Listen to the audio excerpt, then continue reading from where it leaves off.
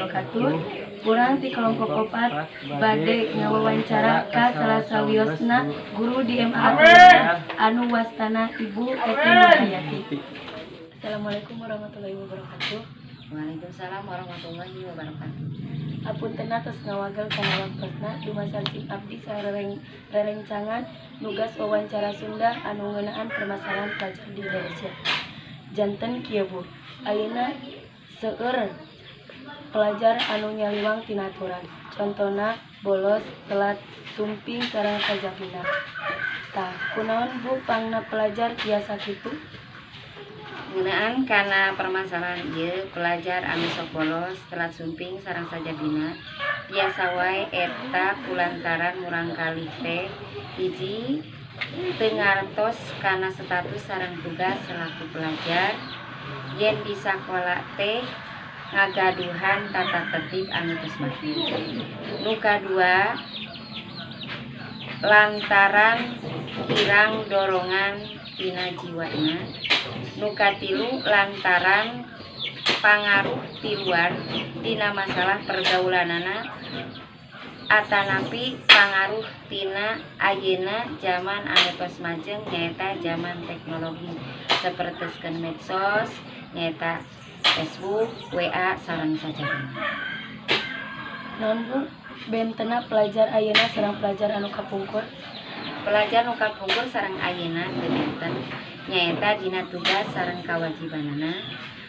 Nu kapungkur pangintenan teu acan didukung ku teknologi, dina bahan diajar teh murangkalih mung seueurna tina buku, tapi kanggo pelajar ayeuna gampil naon margina. Jadi ayeuna murangkalih teh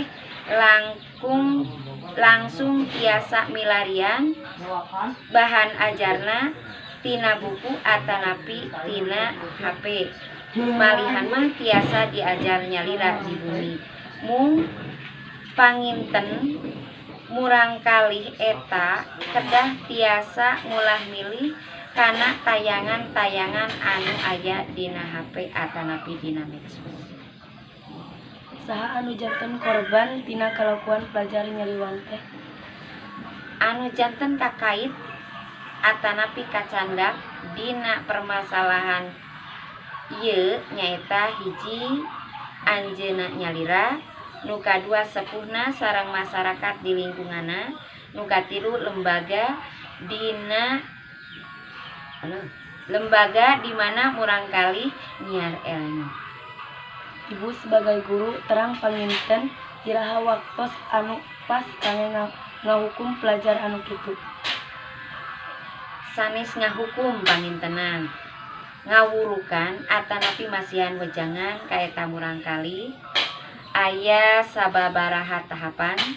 Nu kahiji eta murangkalih upami nembean ngalakukeun kasalahan diajak ngobrol ngeunaan asal usul ngalakukeun anu nyimpang sareng alasanana. Nu kadua upami eta murangkalih tos sering ngalakukeun kana aing mah kela ieu. Sebagai guru terang panginten iraha waktos anu pas kangge ngahukum pelajar anu kitu.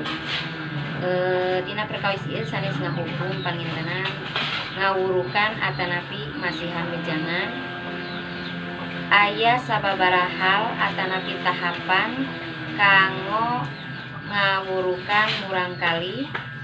Hiji eta murangkalih upami nembean ngalanggar kana tata tertib diajak ngobrol ngeunaan asal usul ngalakukeun anu nyimpang sareng alasanana.